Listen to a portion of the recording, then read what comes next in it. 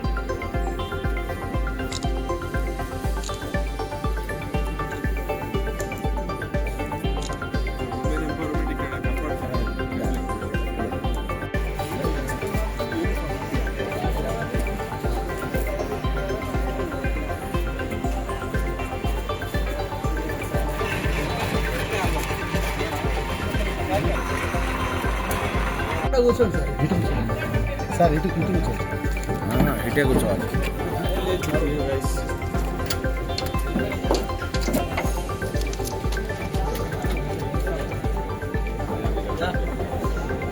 Sir ఒకసారి చూడండి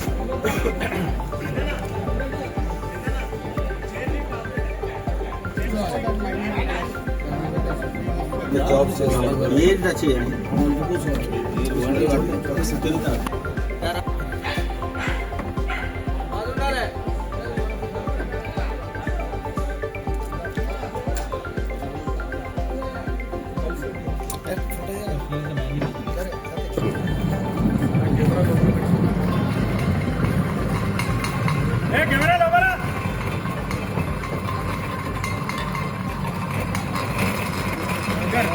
గారితో పాటు అందరి వర్కర్స్ని కలవడం జరిగింది.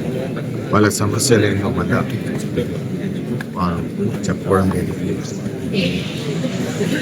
అందరికీ తెలుసు, ఎలక్షన్ టైం ఎప్పుడైతే మేము వచ్చి ఓట్లు అడిగినప్పుడు ఏదైతే హామీలు ఇచ్చినామో ముఖ్యంగా సింగరేణి రిటైర్డ్ కార్మికుల కోసం అప్పుడు కాకా వెంకటస్వామి గారు ఎప్పుడైతే పెన్షన్ ఫస్ట్ అనౌన్స్ చేసిందో మళ్ళా దాదాపు 30 సంవత్సరాలకి వెళ్ళి మళ్ళీ పెన్షన్ పెరగలేదని చెప్పి ఒక పెద్ద డిమాండ్ ఉండే CMPF నుంచి పెన్షన్ పెరగాలని చెప్పి మళ్ళీ IT వర్క్స్ విషయం మీద ఏదైతే డిమాండ్ ఉండేనో ఎందుకంటే సగం కష్టం అంతా ట్యాక్స్లోనే పోతుంది. సింగరేణి కార్మికుడు చాలా కష్టమైన పని చేస్తారు. అండర్గ్రౌండ్ మైన్ పర్టికులర్లీ దాదాపు 1.5 hour లోపలి పోనీ మైన్ లోపలి పోనీకి మళ్ళా కఠినమైన కండిషన్స్లో పనిచేసి మళ్ళా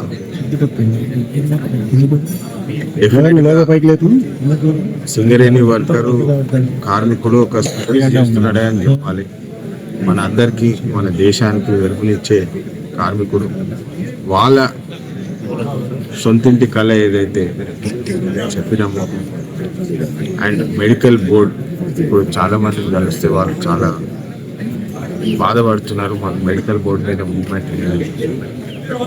ఈ విషయాలన్నీ గత 2 సంవత్సరాలకి వెళ్ళి తెలిసినప్పటికెళ్ళి ఏ అంశం పైన నాకు అవకాశం దక్కినప్పుడు పార్లమెంట్లో కేవలం సింగరేణి విషయం మీద సింగరేణి అంశాల పైన మాట్లాడటం జరిగింది. మీ అందరికి తెలుసు 20 రూపాయల టన్ చెప్పున CMPFకి కాంట్రిబ్యూషన్ చేయాలని చెప్పి నోటిఫికేషన్ కూడా రావడం జరిగింది. మళ్ళీ దాని తర్వాత 150 కోట్లు దాంట్లో జమ అయినప్పటికీ కూడా అది సరిపోదు. ఎందుకంటే రిటైర్డ్ కార్మికులకు దాదాపు 3 నుంచి 5 లక్షల వరకు ఉన్నారు ఎస్టిమేట్. వారందరికీ మినిమం 10,000 చేయాలని చెప్పి ఏదైతే మేము డిమాండ్ చేస్తున్నామో పార్లమెంట్లో మళ్ళీ ఆ పాయింట్ రేజ్ చేసినాం. మరి అదేవిధంగా రేవంత్ రెడ్డి గారితో పాటు మళ్ళీ నిర్మలా సీతారామన్ గారికి కూడా మేము డిస్కషన్ చేసాం.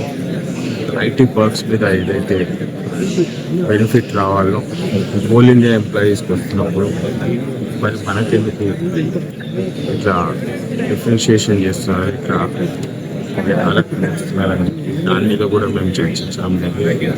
దాని మీద కూడా ప్రెషర్ పెడుతున్నాం. మళ్ళీ మెడికల్ బోర్డు సమస్య ఇంకా 12 నెలలు ఉన్నాయి. మాకు టైం అవుతుంది. చాలామంది వాళ్ళ బాధ చెప్పడం లేదు. ఈ విషయం పైన ఖచ్చితంగా మళ్ళీ CM గారితో బట్టి గారితో మాట్లాడి ఇష్యూ మీద ఏమన్నా మాకు పరిష్కారం కావాలి సార్ అని ప్రజెంటేషన్ ఇస్తాం. మళ్ళీ కొంతమంది trainees young boys and girls join అయినారు. చాలా మంచిగా కష్టపడి వాళ్ళు సర్వీస్ ఇస్తున్నారు. వారికి కూడా కొన్ని సమస్యలు ఉన్నాయి. ప్రొఫెషన్ బేసిక్ సమస్యలు వాటికి కూడా ఆఫీషియల్స్తో మాట్లాడి వారికి పరిష్కారం ఇస్తాం.